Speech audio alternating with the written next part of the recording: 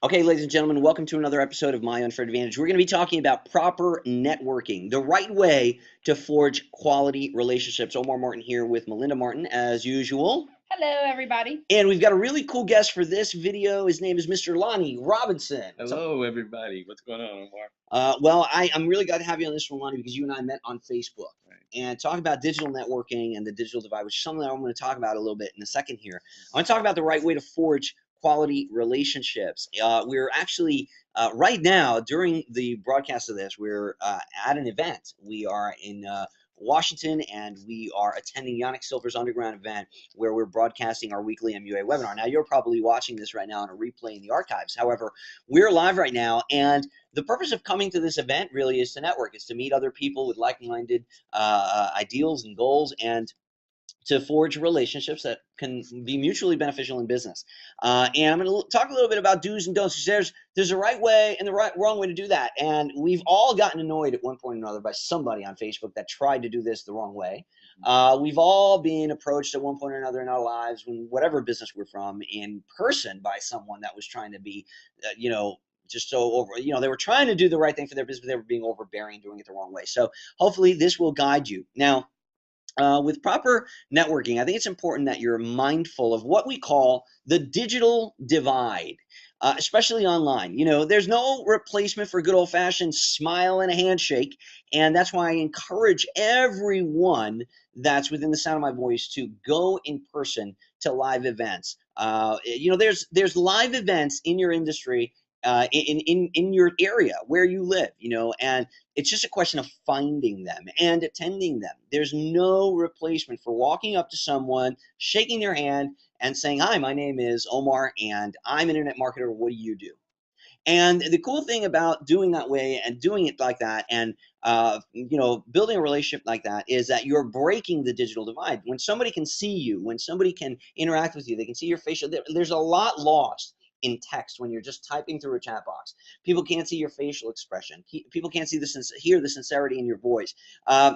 This is what we call the digital divide. Another thing is, people tend to do and say, and they just tend to be a lot different when they're communicating digitally than when they are in person, right? Even when we type an email, we're more careful about the grammar. We're not ourselves. We don't talk like ourselves. When we're reading a letter, and we come across the word "a," we tend to say, "I just bought a car," instead of saying, "Hey, I just bought a car, dude." You know what I mean? We read differently than we talk. We talk differently online, and we chat differently than we would in person, and that's what we call the digital divide. We really can improve our relationship building and our networking when we go to live events. And sometimes people are kind of afraid of doing that. Well, you know what? Like with anything else, you're not going to overcome that fear unless you get out to a live event. I've been to a lot of live events. There are expensive ones, there are affordable ones, and you can very easily book yourself a room in the hotel or the conference center where that event is taking place, and just network in the lobby for a day or two. You know what I mean? No one says that you need to be all gung-ho and sit in the event. As a matter of fact, let me tell you something. While you're sitting down in the event, you may be learning a bunch of stuff from the presenters on the stage. However, if you're at an event where it's just a pitch fest and things are just being sold from the stage, you're not really making quality relationships with people. Those relationships are made in the elevator, at the bar, in the lobby, at the booths. Lonnie, how many events have you been to that you can remember? Wow, probably say 15. 15 events. And would Yeah. you say that you've made some good relationships online in an Oh event? yeah, the Can you first think of one, one person that you've met at an event that you're friends with today that you've done business with? Mike Filsaime. Mike Filsaime. Holy cow, that's a pretty good contact to make at Yeah, an event. just talked with him today actually. That's awesome. That is awesome. So I know that. Let me ask you, Melinda, who have you met at an event that you've become very good friends with, and that we've done business with? Josh Bartlett. Josh Bartlett. Melinda met Josh Bartlett at an event. How about that? Now that's somebody that we have a very. In fact, we're doing an event with Josh Bartlett really soon, and we just made $100,000 in sales promoting a Josh Bartlett product. So I would have to say that that's probably was a good person to meet at an event, right? So again, this is the kind of thing that I'm not saying you're not going to have a successful business if you don't attend live events. I'm saying that a live event and a good old-fashioned handshake and a smile can truly improve your business and add something to your business that you otherwise might not have. Make it a friendship. That's another thing that's important. Make it a friendship. Take baby steps. Provide unconditional, irrevocable value first. I'm going to say that again. Provide unconditional, irrevocable value first. A lot of people don't understand the true definition of the word unconditional. And that simply means that I am providing something for you without any conditions. You don't have to do anything for me in return. You don't have to do this, that, or the other thing in order to get this from me.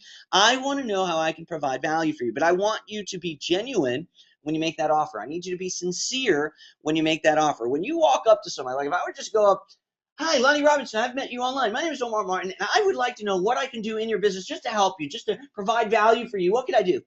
When somebody comes up to me and kind of has that approach, I'm thinking, "Oh shit, here we go. This guy wants. What are we leading up to? Where are we going with this whole thing? This is I don't think this is sincere. I don't think that this is genuine." And I think that sometimes we become a little bit overbearing. You wouldn't do that in a relationship. You wouldn't do that with somebody that you meet, and you should approach these relationships just as you would any other relationship. You got to make it a friendship first, right? I'll tell you what, there's a courting period in every single relationship, and it's important that you go through that courting period. You meet somebody, "Hey, how you doing, man? Hey, cool, Lonnie, nice to meet you. My name is so and so. Awesome, man. Where can I learn more about you? Cool deal. Hey, man, I'm gonna be over here later if you want to talk a little bit more about what you do. Love to get to know you better." And that's it. And you gotta. We're gonna talk a little bit more about pulling the string instead of pushing the string. But if you're wondering, well, what do I say? How do I talk to people? Well, I want to point out a few things. Everyone loves to talk about something. You just got to find that something. I learned this going door to door. I know Melinda used to be really, really good at striking up conversation and very, very quickly doing what we call breaking the ice. Melinda was like awesome with icebreakers, and she used to get people. I used to watch it happen like right in front of my eyes, and I used to wonder, how the hell did she just do that? Like, she would knock on a door, and before you know it, the person's giving them a tour of the house. The person's like inviting them to eat, and I'd be like, "Oh my God, like, how'd you do that?" And she would get people talking about their garden, and she would like compliment people. Like, what are the kind of things that you would say to people, like when a woman answered the door, just an icebreaker, break into a conversation, and get them to like you? Well, it really depends. Sometimes, especially if there's a woman in the house, they have like decorations for their yard and stuff like that. So if I saw a cute light with a butterfly on it, I'd bring it up and be like, "Oh, that's really cool. I really like it." Also, if they have children, I naturally I love kids, so I would start talking to the kids. I'd kind of get them involved. I'll ask them if they like pizza, Right. and I just build that relationship.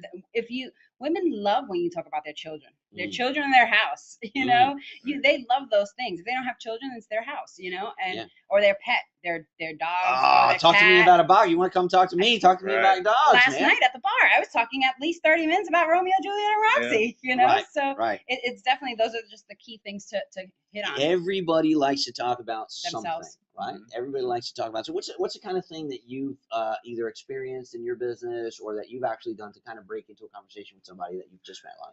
Well, let me tell you something that happened to me recently. I was talking to a top marketer. He's a trainer of other marketers, so to speak. And I sent him a message and I said, "Hey, I just wanted to introduce myself. Omar, you and I have talked about having your internet marketing resume.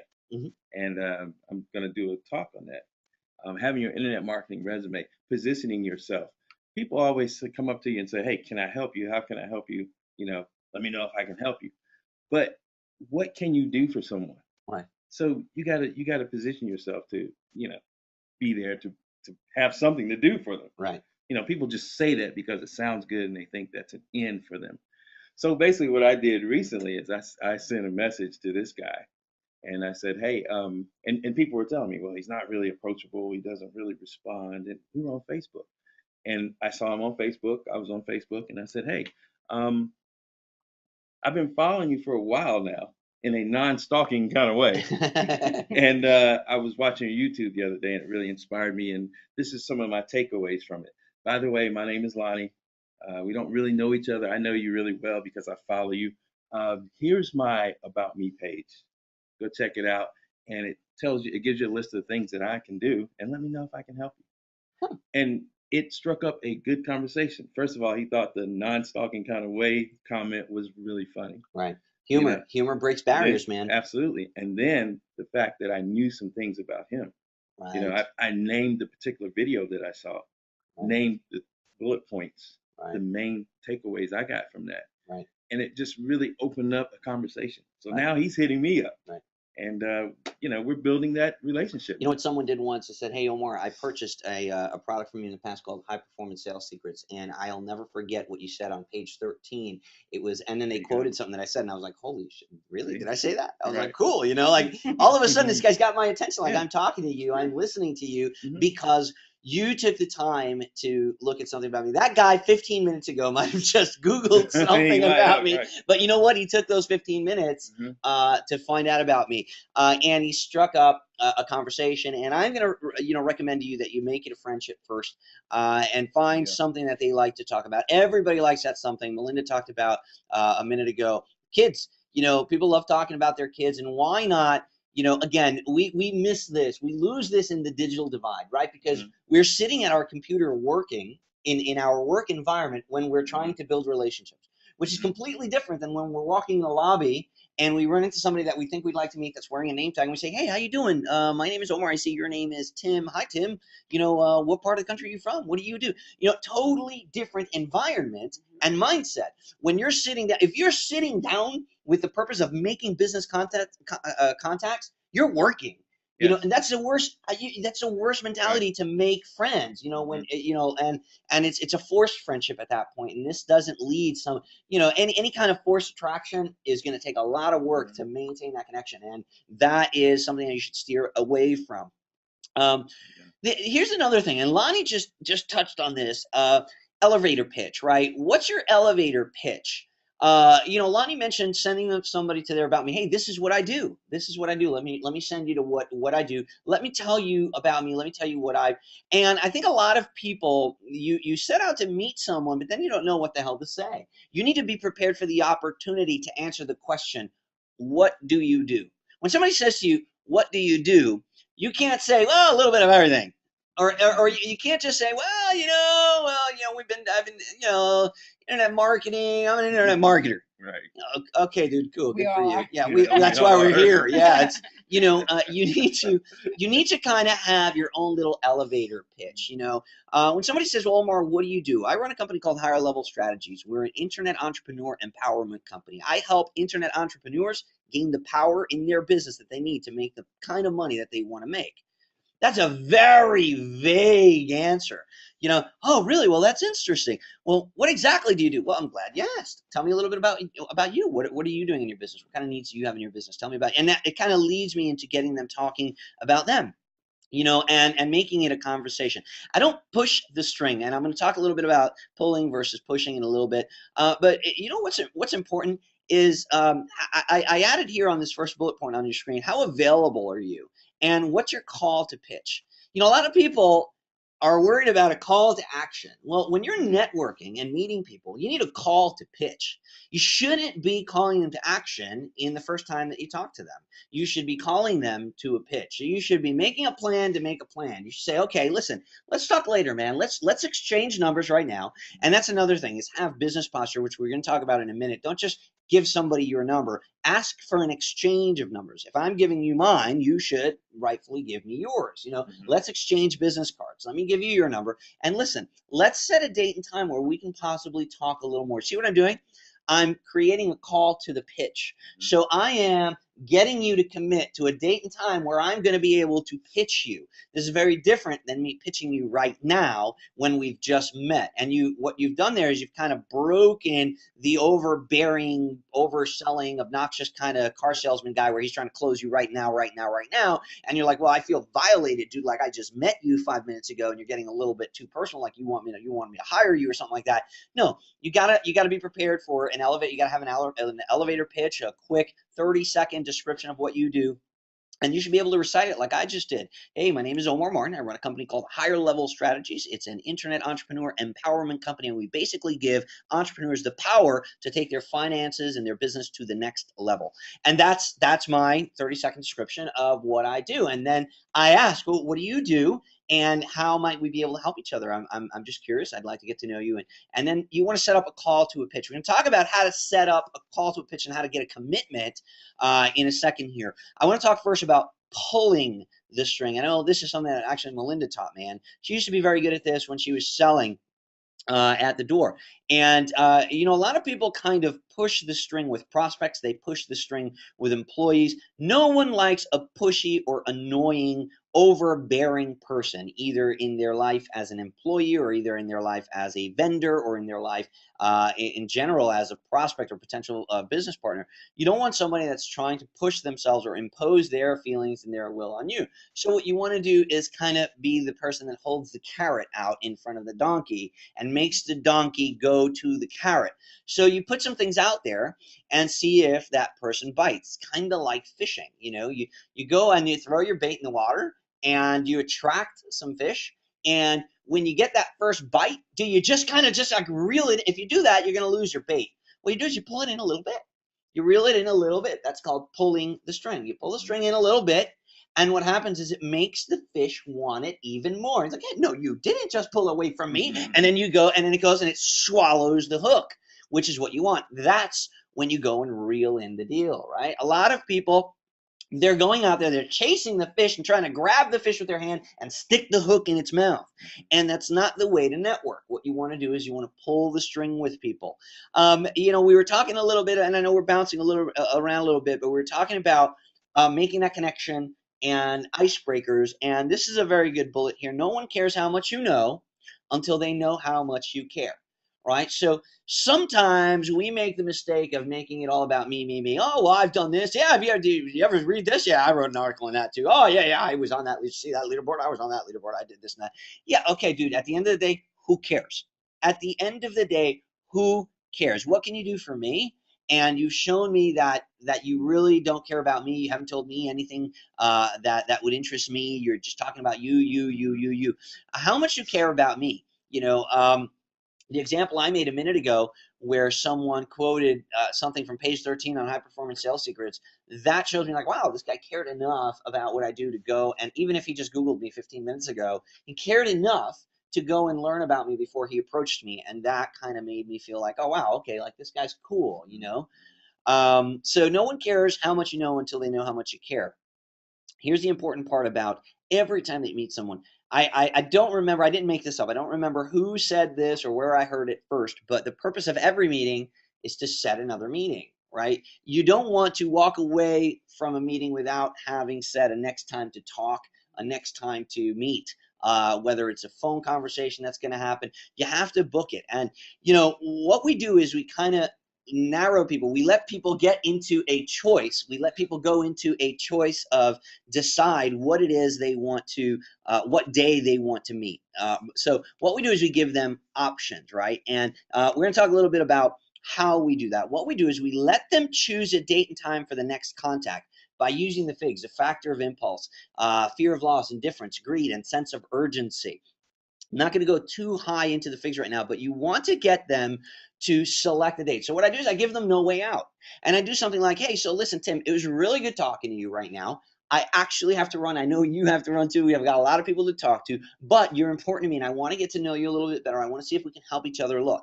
I'm going to look at my calendar right now on my phone. I've got Wednesday at 3 p.m. I've also got Friday at 10 a.m. Which of those two would be better for us to talk?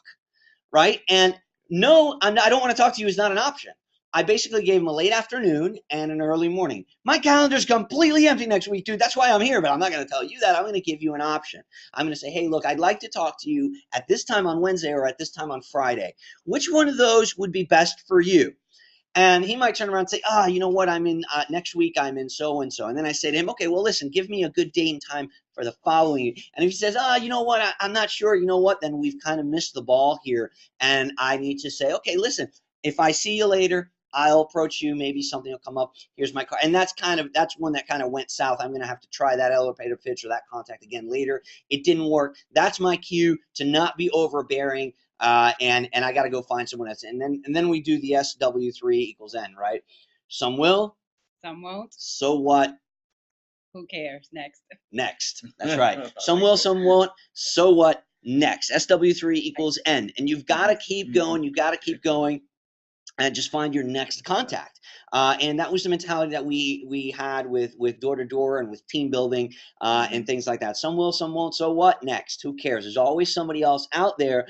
Be polite, be good, but realize that not everyone is a good fit for your business. Not everyone is a good fit for your business. I'm going to say that a third time. Not everyone is a good fit for your business.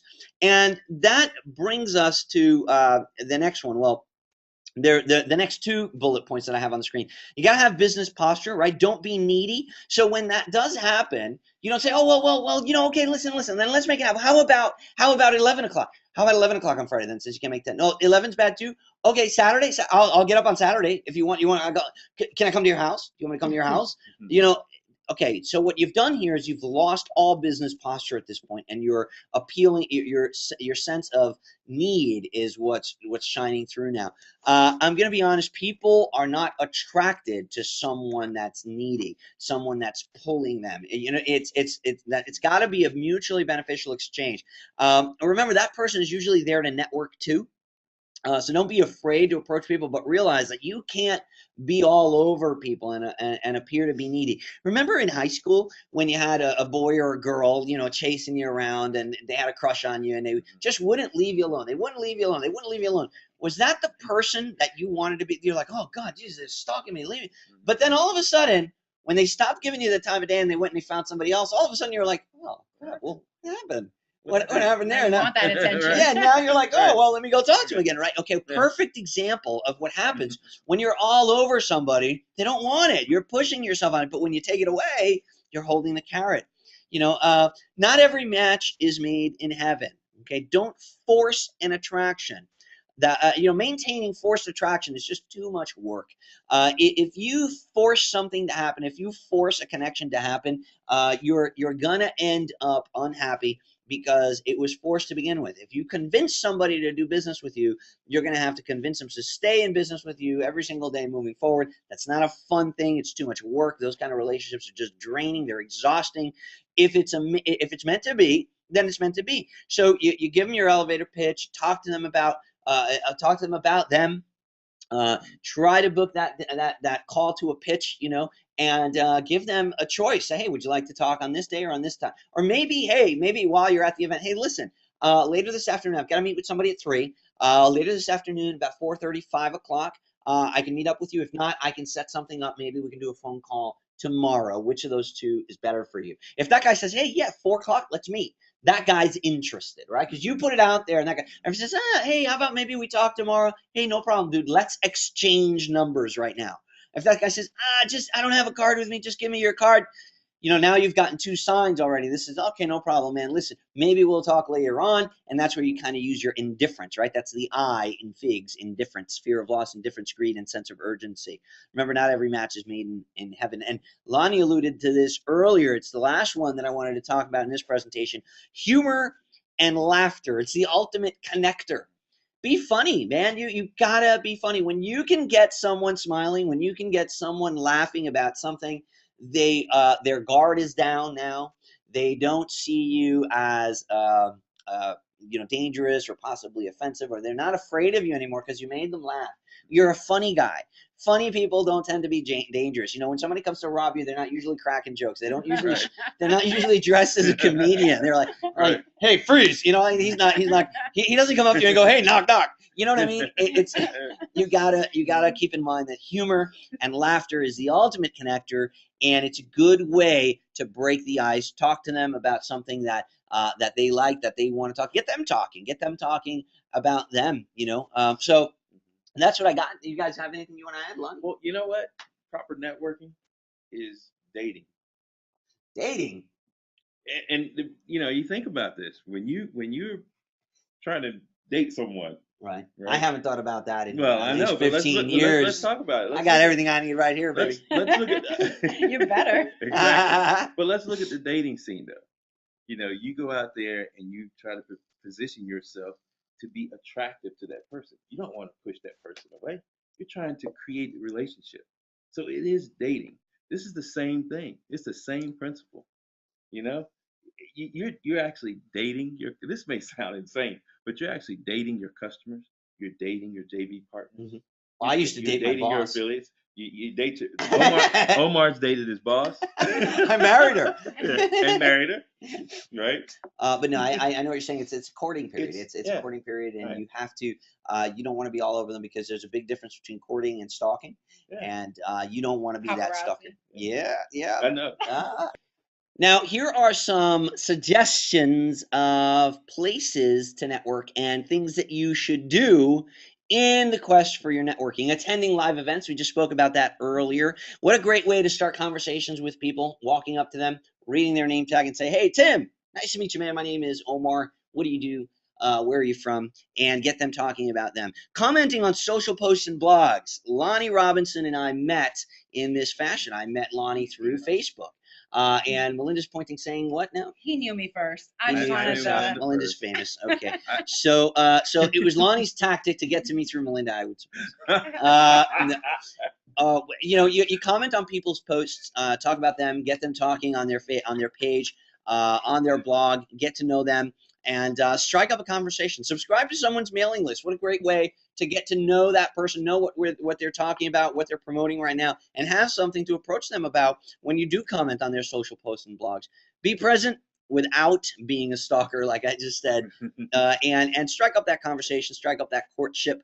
People love to talk about them. I wish you lots of luck in breaking the ice and doing proper networking. Attend live events. They will improve your business. I look forward to seeing you on the next My Unfair Advantage video. Take care.